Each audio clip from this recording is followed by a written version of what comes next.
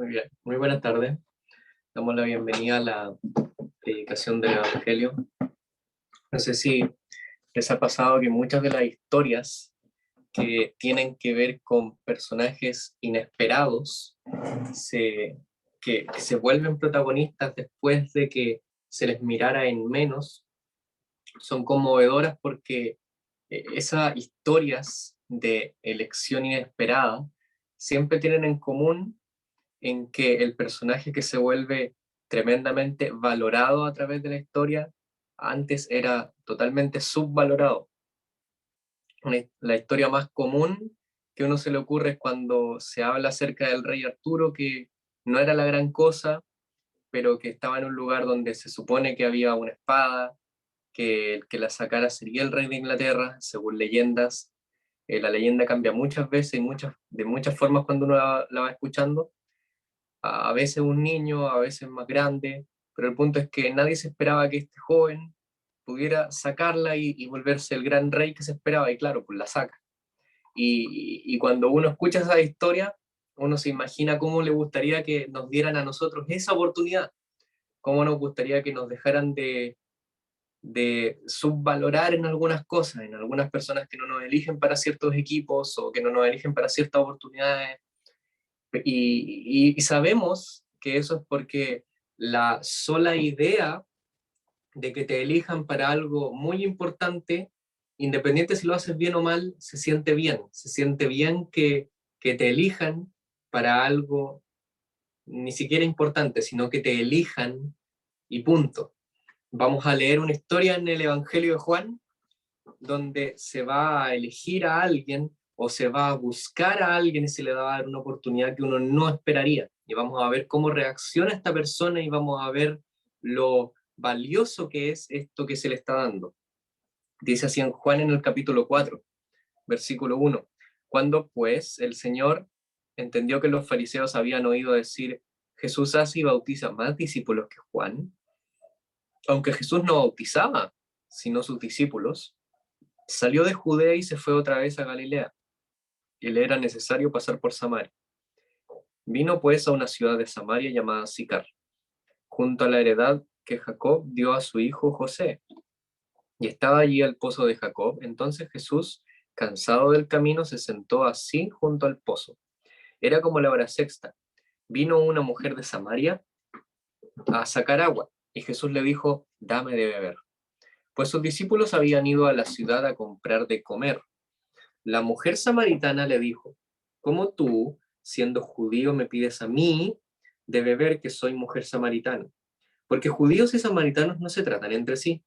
Respondió Jesús y le dijo, si conocieras el don de Dios, y quién es el que te dice, dame de beber, tú le pedirías y él te daría agua viva.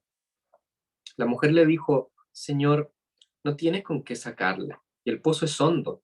¿De dónde pues tienes el agua viva? ¿Acaso eres tú mayor que nuestro padre Jacob, que nos dio este pozo, del cual bebieron él, sus hijos y sus ganados? Respondió Jesús y le dijo, cualquiera que bebiera de esta agua, volverá a tener sed. Mas el que bebiere del agua que yo le daré, no tendrá sed jamás, sino que el agua que yo le daré será en él una fuente de agua que salte para vida eterna. La mujer le dijo, Señor, dame esa agua para que no tenga yo sed, ni venga aquí a sacarla. Jesús le dijo, ve, llama a tu marido y ven acá. Respondió la mujer y le dijo, no tengo marido. Jesús le dijo, bien has dicho, no tengo marido, porque 5 maridos has tenido y el que ahora tienes no es tu marido. Esto has dicho con verdad. Le dijo la mujer, Señor, me parece que tú eres profeta. Nuestros padres adoraron en este monte y vosotros decís que en Jerusalén es el lugar donde se debe adorar. Y ahí hay un paréntesis, una explicación que la mujer al parecer está dando para desviar el tema y que el Señor responde de una manera muy buena y tremenda. Y en el versículo 25 vuelve la conversación al punto y le dice, le dijo la mujer, sé que ha de venir el Mesías, llamado el Cristo. Cuando Él venga nos declarará todas las cosas. Jesús le dijo, yo soy el que habla contigo. Y hasta aquí la lectura. Un tema que es tremendo es que en los evangelios, en la revelación del Señor hacia sus criaturas, lo que jamás o que muy, muy rara vez había pasado, es que el Señor se identifique a sí mismo como el Mesías de una manera tan clara. Siempre se revela y se da a entender a todos. Hay muy poca posibilidad de que uno pueda leer los evangelios y no entienda que Jesús pensaba de sí mismo que era Dios y que era el Mesías, pero es súper raro que él en su misma historia, de sus propios labios, le diga a una persona que él es el Mesías. Eso es tremendo. Y acá a una mujer que está junto a un pozo, que es en Samaria, cuando ella dice que esperan al Cristo, él le dice sin ninguna dificultad, sin ningún rodeo, sin ningún acertijo, yo soy. Y en ese sentido, esto es tremendo porque si se fijaron en la lectura, se van a dar cuenta que esta mujer era de un lugar apartado, siendo ella una persona apartada, con una vida apartada. Vean a qué me refiero. Primero, él estaba en Samaria y se da a entender que él tenía que pasar por Samaria, pero no era necesario que pasara por Samaria. El camino por el que van desde Galilea, me parece, era totalmente evitable. Cuando se ve el mapa y se ve a Samaria, se ve que se podía evitar. Incluso los judíos podían incluso llegar al extremo de cruzar el río y pasar por otra montaña y pasar por caminos mucho más difíciles con tal de no pasar por Samaria, porque los judíos no querían pasar por Samaria. Era conocido históricamente como el lugar que no pasarían los judíos, ya que de ahí se desarrollaron dinastías malas que se apartaron de la ley de Dios. ¿Ya? No solo eso, la mujer va a sacar agua a la hora donde más calor hacía. Cuando aparece que el Señor se sentó junto al pozo, ya que él estaba cansado, según dice la escritura, entonces llega una mujer y era como la hora sexta. La hora sexta son como las 6 de la tarde, al parecer. Es una hora donde el calor del día sería duro, donde las personas no solían salir a tomar agua. Eso puede significar dos cosas. Uno, que la mujer era rechazada, que no la querían en la ciudad y por lo tanto tenía que ir cuando nadie estuviera en el pozo para que no la trataran mal, o que ella era una mujer mala y como era una mujer mala, ella quería evitar a las personas, por lo tanto va cuando no había personas. A mí me parece que no es tanto que ella fuera mala y no es tanto que fuera rechazada, yo creo que hay una mezcla, yo creo que hay un tema, yo creo que hay un tema donde ella es una mujer que se le aparta de la sociedad por la fama que tendría, pero también es una mujer que está plenamente consciente de su pecado y que no ve su vida como algo positivo, que a ella le cuesta ver su vida como algo, como un espacio donde le ha ido bien, ¿ya? Sea como sea la razón, ella elige ir cuando no había nadie, y está el Señor. Y se representa una imagen que evoca en nuestras mentes una imagen del Antiguo Testamento, porque verán, en el Antiguo Testamento había una persona llamada Jacob, que incluso se le menciona en la historia, y que es el fundador del pozo donde están acá. Y la forma en la que él descubrió o fundó este pozo, o se le puso el nombre del pozo Jacob, era la siguiente. Jacob escapó de su padre, ya que se robó la bendición de su hermano, mal, a todo esto, Jacob se pinta como un mal personaje, y cuando él está en este lugar ve a una mujer, Raquel, de la cual se enamora, perdidamente, de una manera exageradamente perdida, al punto que él se pone a trabajar por ella por años y a él no le parecía tanto, porque la amaba. Pero la relación de Jacob y Raquel a todas luces se ve como mala en la escritura. De ellos salen personajes ambiguos, de ellos salen situaciones malas, ella se le pone como una persona mala que adora ídolos. Eh, no era la mejor situación, pero aún así la relación inicia aquí. ¿Qué es lo que está tratando de hacer el autor? A mí me parece que que el autor sagrado lo que está tratando de hacer es restaurar la forma en la cual Jacob buscó a su pareja de entre los gentiles, pero de una manera limpia, de una manera piadosa.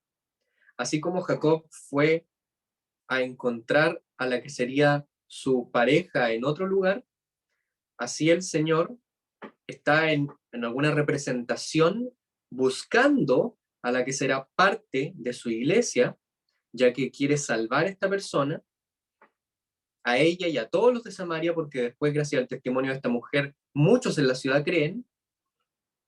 Así, en ese sentido, Juan nos está mostrando una gran historia, ya que el Señor va con los que son rechazados, con los que uno no pensaría que van a creer el Evangelio. En ese sentido, el Señor va con los que uno no pensaría que el mensaje de Jesús debería llegarles. Para un judío en esa época sería impactante escuchar que los gentiles creerían el Evangelio, pero a mí me parece a veces que quizás sería aún más impactante escuchar que los samaritanos creerían el Evangelio, porque los samaritanos habían abiertamente rechazado muchas costumbres del pacto de Dios.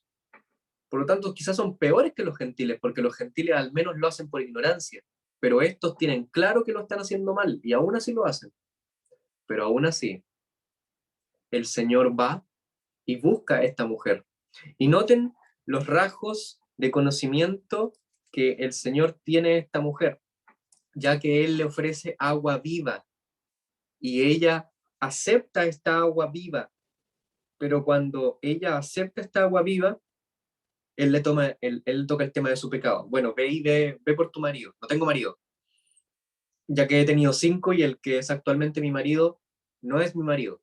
Ahora, eso puede significar dos cosas. Uno, o todos sus maridos le han engañado sistemáticamente, o sus maridos la han rechazado de manera constante al punto que el actual la rechaza de manera abierta y la mantiene en el matrimonio para mantenerla por misericordia, o quizá por pena, o quizá porque ella acepta esta situación porque siente que no puede encontrar algo mejor. En ese sentido, ella no siente, me parece, que merezca nada, y eso es un punto interesante. Aquí el Señor revela dos cosas, que Él es el que busca, aún a lo que era lo más rechazado del mundo, a lo que está perdido, pero que Él tiene que lidiar con el problema del pecado para poder salvar. ¿Se entiende? Voy a explicarlo súper fácil. El Señor es el que busca y el que quiere salvar, el que tiene una misericordia y un favor tan grande que nos rescata a nosotros, viles pecadores, de lo más lejos de la tierra, escuchábamos en la mañana, que aún así, cuando nosotros somos lejanos, Él nos hace cercanos, que cuando no tenemos relación con Él, Él busca tener una relación con nosotros, pero sea como sea, tiene que lidiar con el pecado. Tiene que lidiar con el pecado, tiene que resolver el problema de nuestro pecado. El tema del pecado no lo puede dejar aparte, no lo puede dejar como algo en pausa. A menos que resolvamos el problema de nuestro pecado, el Señor igual nos va a buscar, pero ojo, no vamos a poder tener una relación con Él a menos que este problema se solucione. Y si no se soluciona, Él en un punto va a decir, no puedo más, hasta aquí, y vamos a tener que ser puestos en un lugar donde Dios ya no va a tener relación con nosotros, que se llama el infierno. Porque el infierno al final es el lugar donde están las personas que eligen que no quieren estar con Dios y Dios los pone en el único lugar del universo donde la presencia de Dios puede estar de manera lejana con las personas y que pueden estar lejos de él, en alguna manera de decirlo.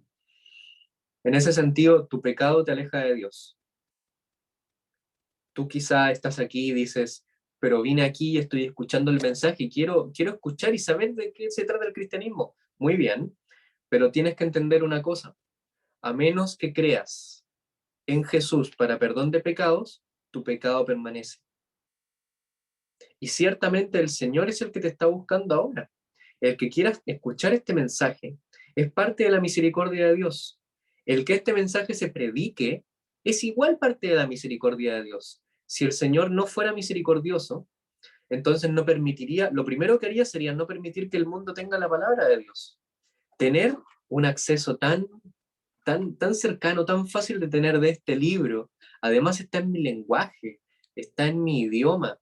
Poder tenerlo y poder leerlo es una de las muestras más grandes de la misericordia de Dios en mi vida.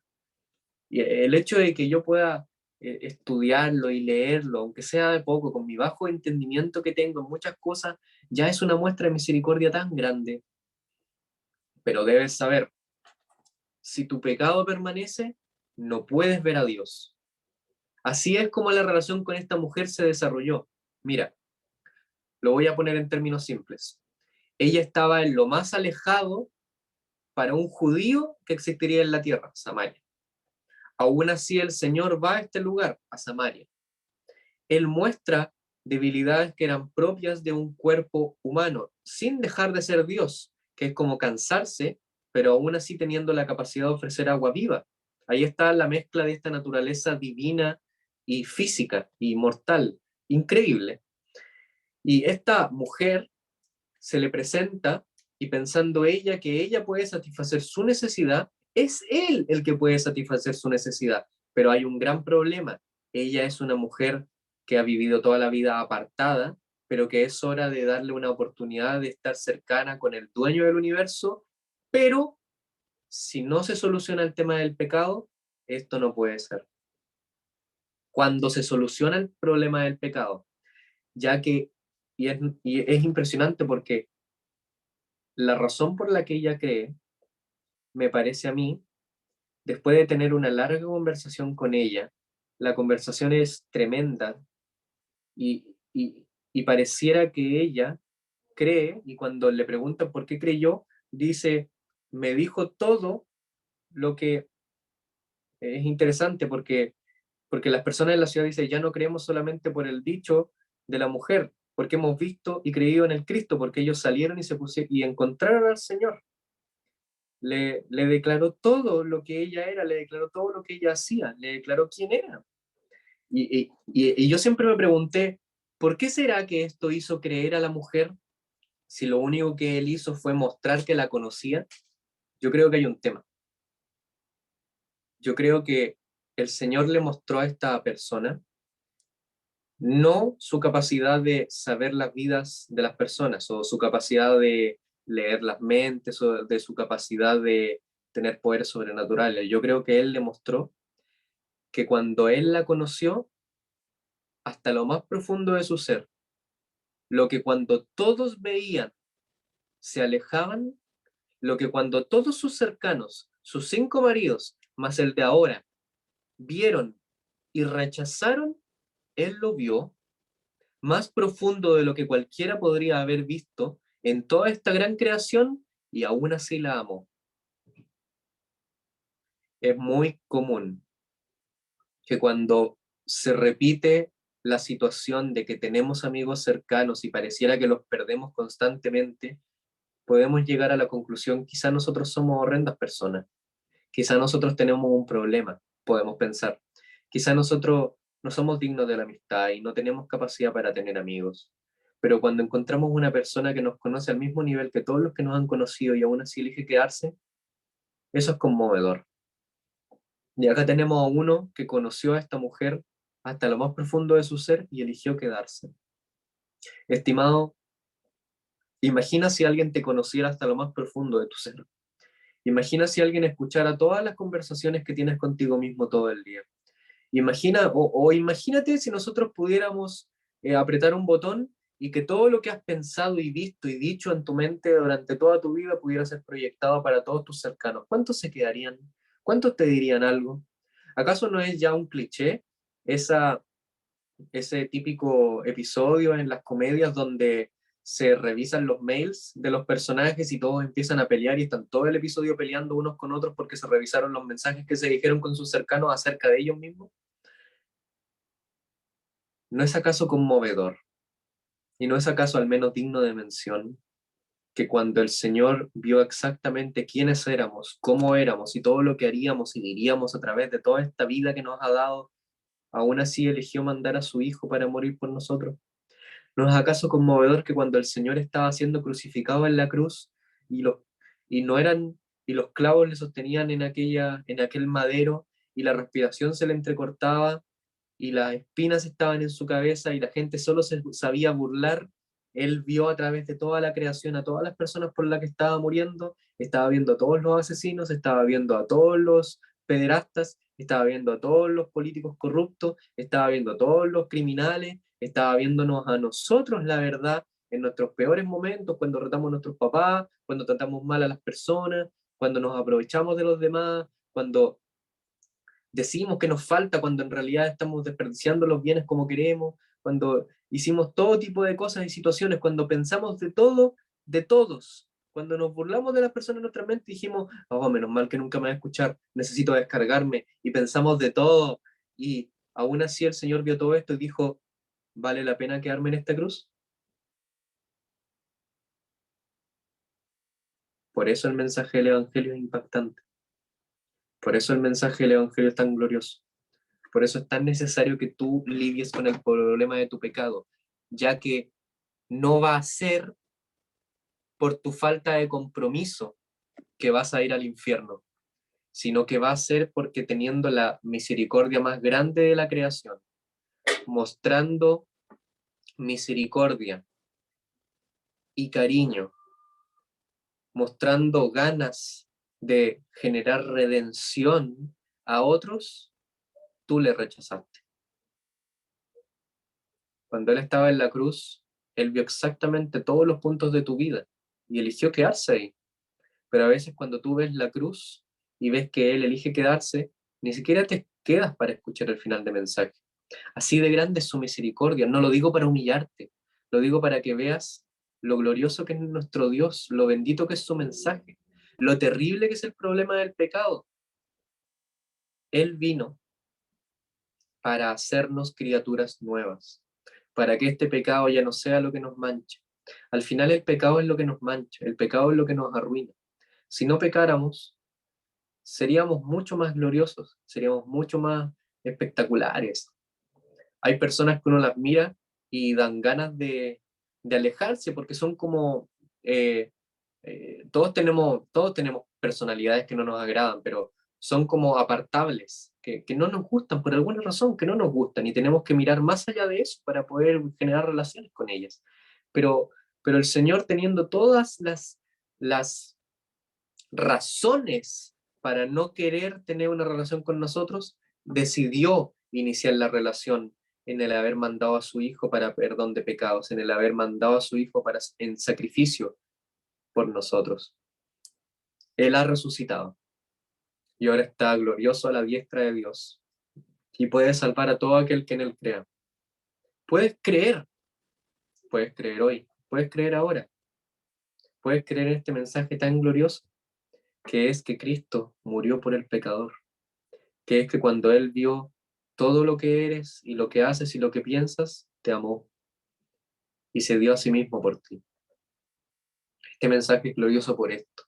Esta mujer que tenía claras sus deficiencias y sus problemas, solo podía declarar que Él era el Cristo, porque no hay nadie más digno de ser el bendito Salvador, sino aquel que es capaz de mirar más allá de nuestras falencias y declarar que esta es su creación y la quiere hacer de nuevo y nos quiere redimir. ¿Cómo no adorarle? ¿Cómo no honrarle? ¿Cómo no alabarle? Pero el problema de nuestro pecado debe ser solucionado y Él lo solucionó en la cruz. Si no crees, puedes creer ahora, pero si no crees, tu pecado permanece. Tu pecado permanece porque Él, habiendo venido al mundo a morir por ti, no has recibido esta obra. Y hay un problema aún más grande, que quizá quieres esta vida eterna, vida nueva, pero quieres mantener tu pecado. Eso es como decir, no, es que mira, yo tengo un problema con una enfermedad. Esta enfermedad hace que me duelan los huesos cuando le pego en la cara a los niños. Así que me gustaría tener una vacuna para poder pegarle a los niños con facilidad.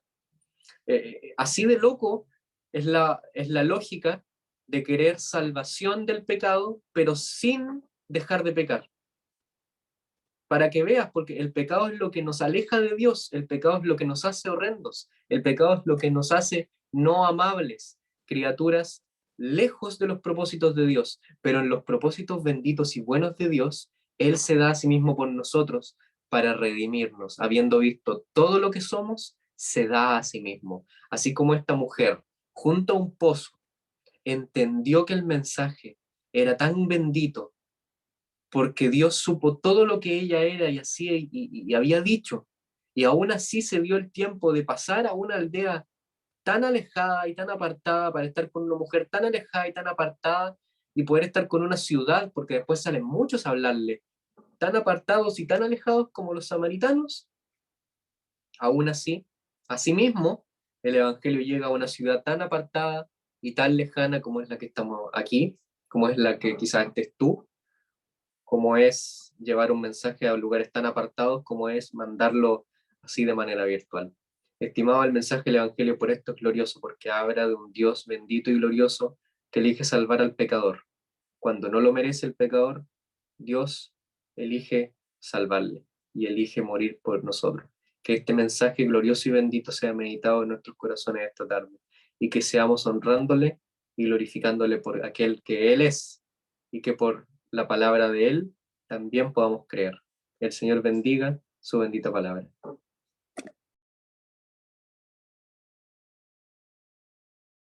Bien, buenas tardes, hermanas, hermanos, amigos, quienes nos están escuchando.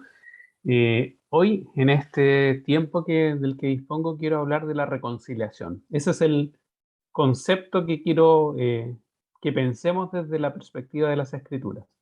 Entonces, quiero leer dos pasajes que nos van a hablar de la reconciliación. El primero está en Isaías, el capítulo 59. Voy a leer solamente un versículo.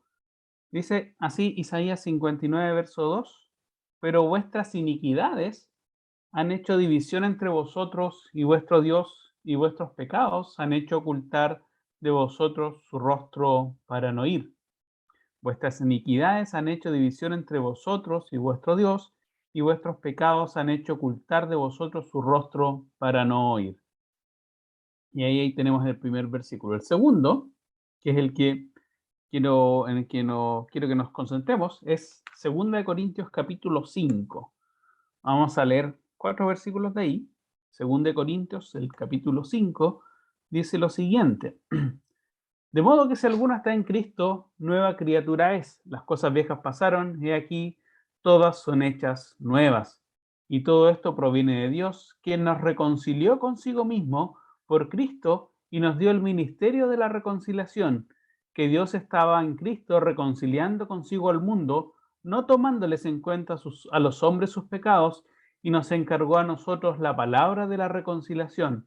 Así que somos embajadores en nombre de Cristo, como si Dios rogase por medio de nosotros, o rogamos en nombre de Cristo, reconciliados con Dios. Al que no conoció pecado, por nosotros lo hizo pecado, para que nosotros fuésemos hechos justicia de Dios en él. De acuerdo a la lectura de 2 Corintios, la palabra que más se repite ahí es reconciliación. Entonces quiero que en el tiempo del que disponemos, en esta tarde lluviosa de domingo, nos enfoquemos en cómo la Biblia nos explica esto de la reconciliación. El concepto de reconciliación, si uno lo piensa en castellano normal, quiere decir lo siguiente: es volver a unir, volver a ligar, volver a vincular aquello que en algún momento del pasado estuvo unido, pero que en algún momento esa unión, esa comunión, se rompió, se dañó, se lesionó. Y por lo tanto hay un proceso de restaurar aquello que en algún momento estuvo unido. ¿Sí? Eso es reconciliación. Algo en un momento estaba unido, era perfecto, era coherente, hubo un momento de ruptura donde se hizo trizas esa unión, y por lo tanto la reconciliación sería el intento de recomponer esa armonía que estaba ahí existente. Y básicamente la historia de la Biblia es una historia sobre la reconciliación. Piensa que en el primer capítulo, cuando la escritura nos habla sobre la creación del mundo, uno puede ver la satisfacción de Dios creador, al ver que todo lo que había creado era bueno en gran manera.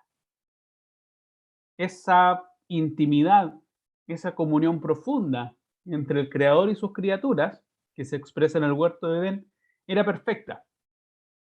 Ahí tenemos ese momento inicial de comunión. Y sin embargo, cuando uno continúa leyendo la Biblia, irrumpe el pecado. Irrumpe el pecado y lo arruina todo. Ese momento de comunión, de intimidad, de perfección que podemos vislumbrar en el huerto del Edén, con el pecado se rompe. Y por eso partía esta predicación leyendo el pasaje de Isaías. Sus iniquidades, sus pecados, han hecho división entre nosotros y Dios. Eso es lo que hace el pecado. Pone una división, pone una muralla, un muro insalvable e infranqueable entre usted y Dios. Antes, la relación en el huerto del Edén era fluida, era perfecta. Pero el pecado, vuestras iniquidades, dice, han hecho una división. Vuestros pecados, dice, han hecho que Dios oculte el rostro de usted. Dios no lo quiere ni mirar. Esa podría ser una buena traducción. Dios oculta el rostro del pecador a causa del pecado. Y entonces ya tenemos que el estado del hombre después del pecado es muy interesante, porque usted, si no ha creído en la persona del Señor Jesús, para la Biblia usted es un enemigo de Dios.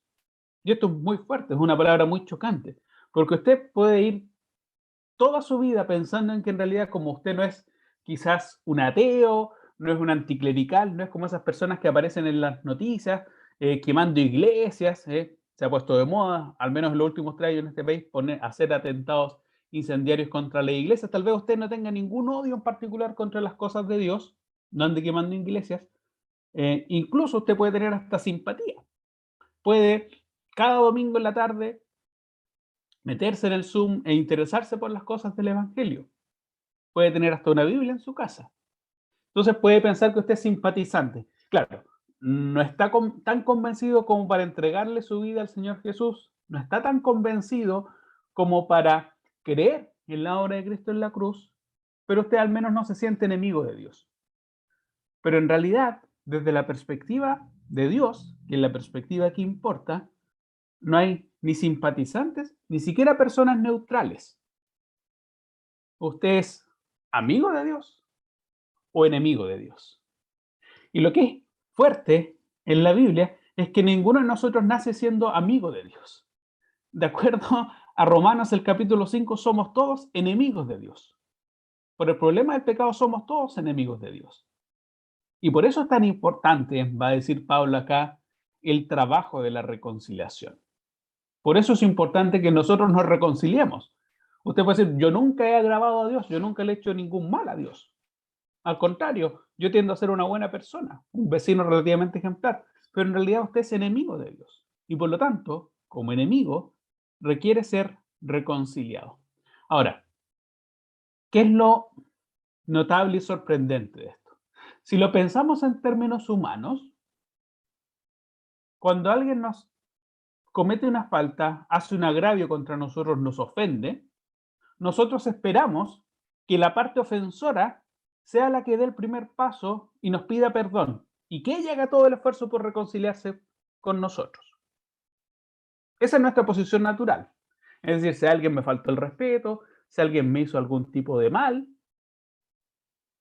yo espero que antes de ponerme en una buena relación, esa persona me pida perdón. Esa persona se humille primero y me pida perdón. Que ella dé el primer paso, que ella ejecute, que se esfuerce por recomponer la relación. Pero ¿sabe lo que es impactante? Es que en la Biblia es la parte ofendida la que da el primer paso.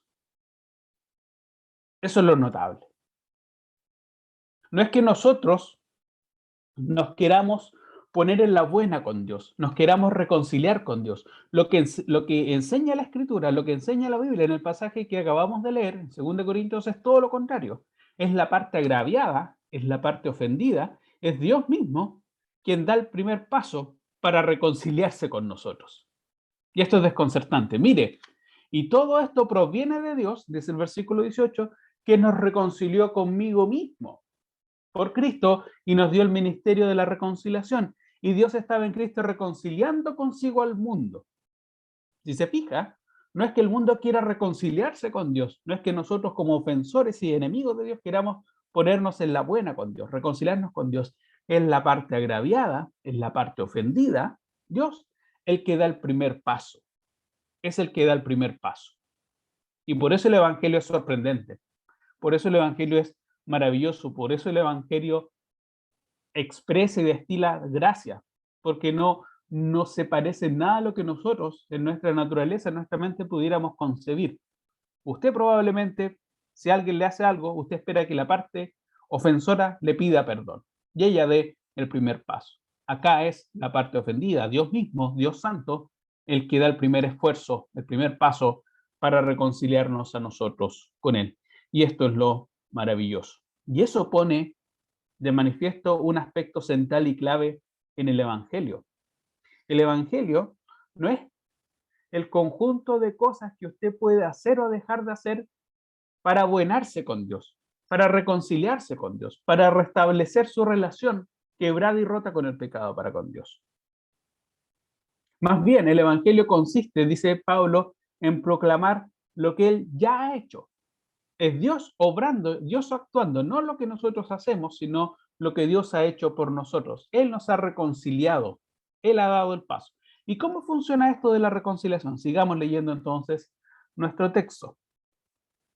Dice explícitamente el versículo 19 que Dios estaba en Cristo reconciliando consigo al mundo, no tomándoles en cuenta a los hombres sus pecados. Así funciona la reconciliación.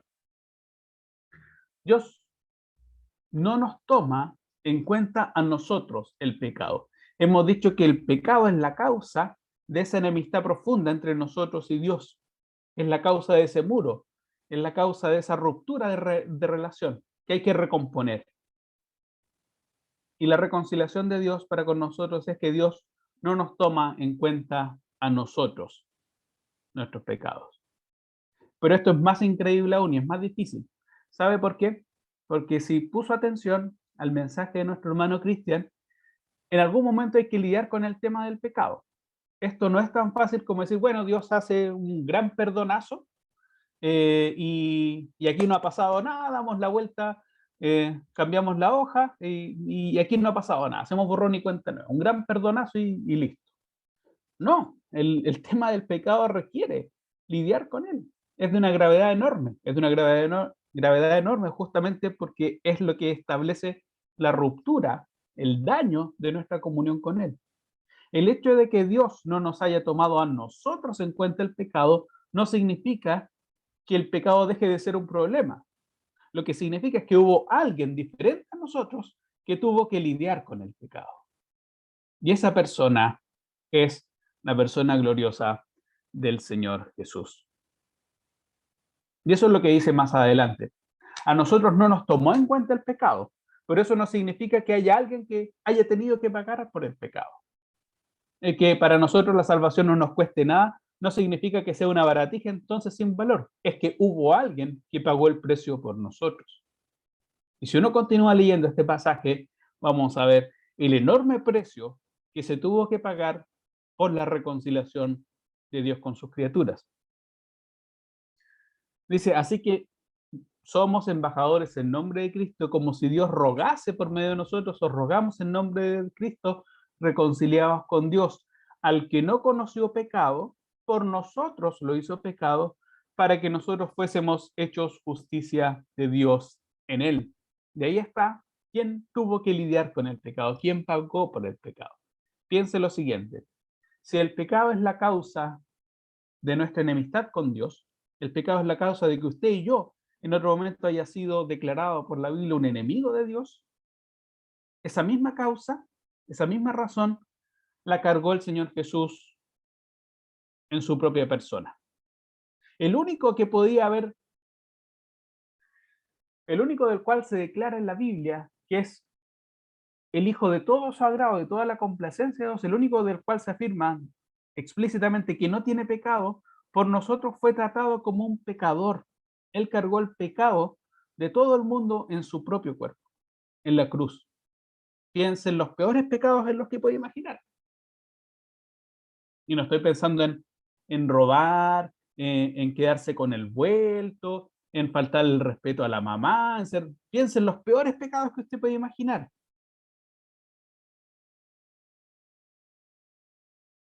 Lo más oscuro, lo más escabroso, cada una de esas cosas fue adjudicada al Señor Jesús, y el Señor Jesús en esas horas de la cruz fue tratado como un pecador, como el peor de los pecadores, como el peor de los pecadores, como un homicida, como un pederasta, como un ladrón, como un corrupto, como un violador. Piensen los peores de los pecados que podía imaginar, y ahí está. Al que no conoció pecado, por nosotros se hizo pecado, por nosotros lo hizo pecado. Él pagó el precio de nuestro pecado. Dios estaba en Cristo reconciliando consigo al mundo, no tomándoles en cuenta el pecado.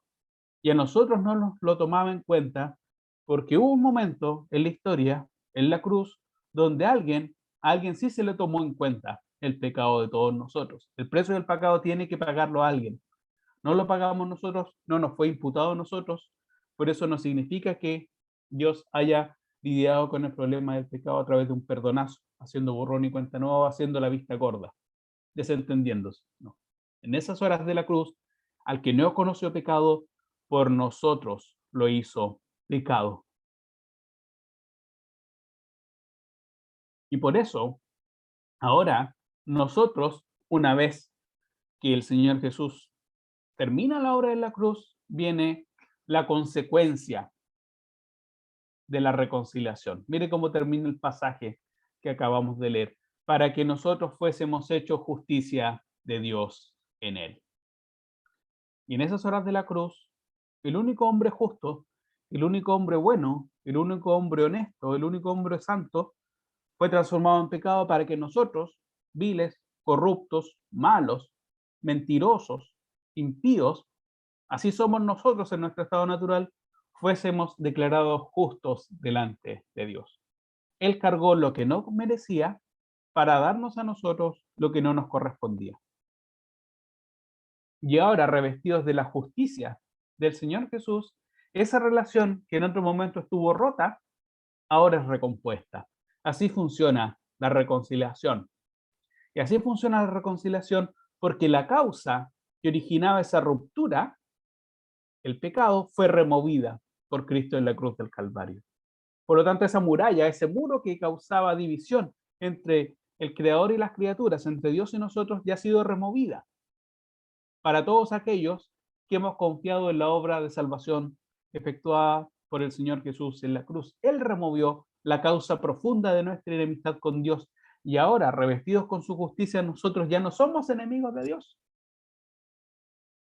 Y es impresionante cómo la Biblia declara la nueva creación. Nosotros ya partimos este versículo leyendo eso, de modo que si alguno está en Cristo, nueva criatura es, las cosas viejas pasaron y aquí son todas hechas nuevas. ¿Qué son las cosas viejas? Ese cúmulo de pecados que generaba una división insalvable entre usted y Dios.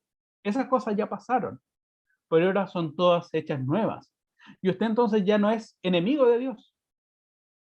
El Señor Jesús nos llama sus amigos. Y Él expresa que no hay mayor amor que este, que uno ponga su vida por sus amigos. Dejamos de ser enemigos y ahora pasamos a ser amigos de Dios. Dios nos llama sus hermanos.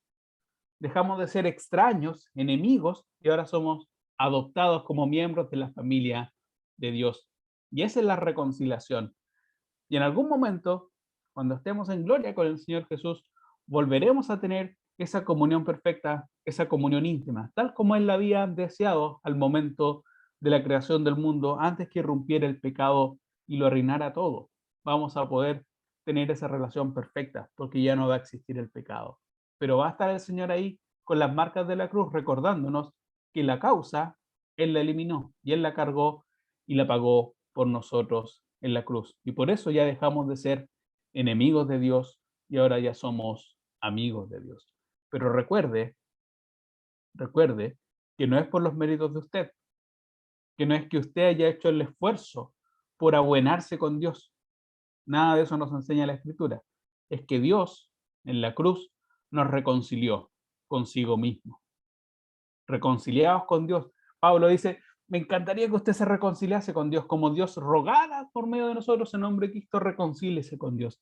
Si yo pudiese terminar mi mensaje en esta noche repetiría esas mismas palabras. Todos nosotros esperamos que usted se reconcilie con Dios. Y la obra de reconciliación con Dios pasa por aceptar, por medio de la fe, la obra redentora del Señor Jesús en la cruz del Calvario. Y así va a dejar de ser enemigo de Dios y va a pasar a ser hijo de Dios. Un cambio notable, notable y que solo es producto de la obra salvadora del Señor Jesús en la cruz. Que Él bendiga su palabra.